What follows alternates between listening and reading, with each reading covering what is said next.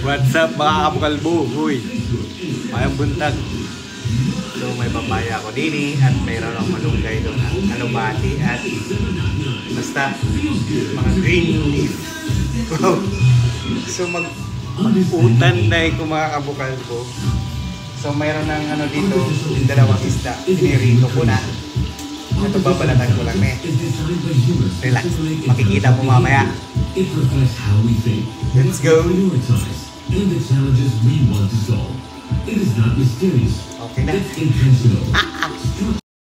Ano? Tapos na. So ang lulutuin ko ngayon ay utan. Ito yung recipe ng mga Bisaya na walang kamatayan.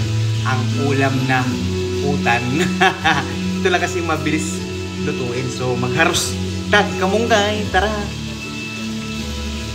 Ay wait lang, meron pa pala dito. Ito yung subak. Oh, yan ang subak sa utan.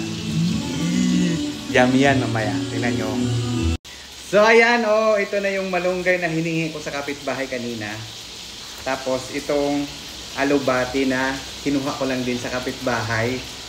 Tapos itong kangkong na kinuha ko sa kapitbahay. Tapos ano, talbos ng kamote. Oh, ito yung recipe ng mga Bisaya na walang kamatayan ulam, ang utan. Ito lang kasi ang mabilis na ano, kumbaga makukuha mo lang sa paligid mo, sa bakod mo, di ba? Kaya dito ako lumaking healthy. Tingnan mo naman, bilog na bilog. Di ba? And I'm so proud of na I'm born and raised sa ganung ulam. Ano daw? So ayun na nga, proud na proud ako dito na lumaki akong ito, laking gulay at no choice din naman kasi nga walang pera. Alam nga na mag-iinarte ka na di ka naman mayaman, di ka gaya niya na di ka gaya ng iba dyan na kahit alam mong joke lang. Hoy, wala ko sinabi. So ito, di ba, oh, ang lalaki ng mga dahon ng alubati.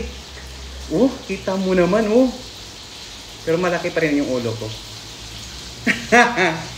So mamaya lulutuin na natin ito. Niluto ko na yung ano, pritong isda kasi yun ang subak natin. Mas special to dahil may subak.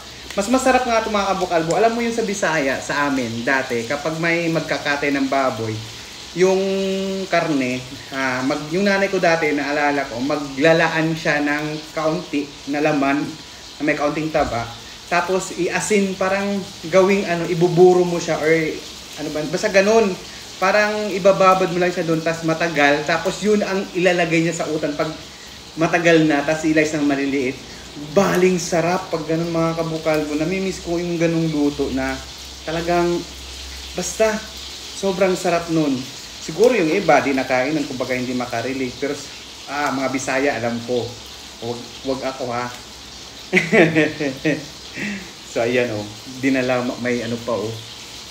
May roots. May roots. So magharos lang muna ako mga kabukalbo. Mamaya ano ko muna tong video natin kasi masyadong mahaba. Huwag naman masyadong mahaba. Alam ko kasi hindi mo yung panoorin to eh. Naawa ka naman sa akin. Kumbaga tulong mo na lang ba? Wow, baka sabihin nila ako nagluluto dito. Perfect ako. Alam mo Sige na.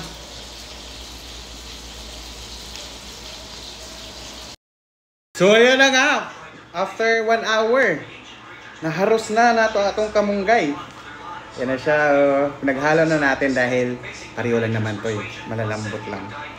Pati yung kangkong, pati yung stem. So let's go. Lulutuin na natin to. I'm so excited. Basta inganing mga sudan mga kabukalbo. Mapapa-ulala ka talaga. Sobrang sarap pag ganitong ulam na. Healthy yung nakukuha mo lang sa bakuran. Kaya let's go. Ayun yung lutuan natin. So ayan, pinakuluan ko muna yung papaya dahil yan ang matagal malambot. Matunaw. Tapos ito yung subak. O, di ba? Ang sarap niyan. O, di ba? Ang sarap. Tapos, yung mga hindi kumakain sa ganitong luto, good luck. Basta ako nabusog.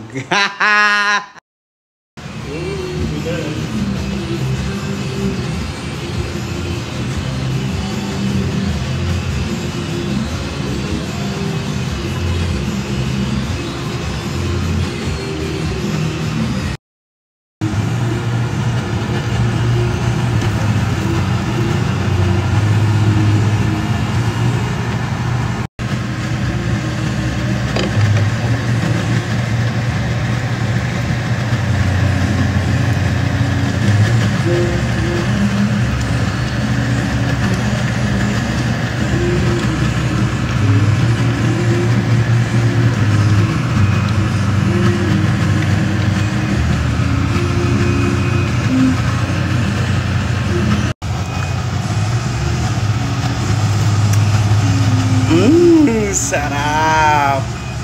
That's it. Bye!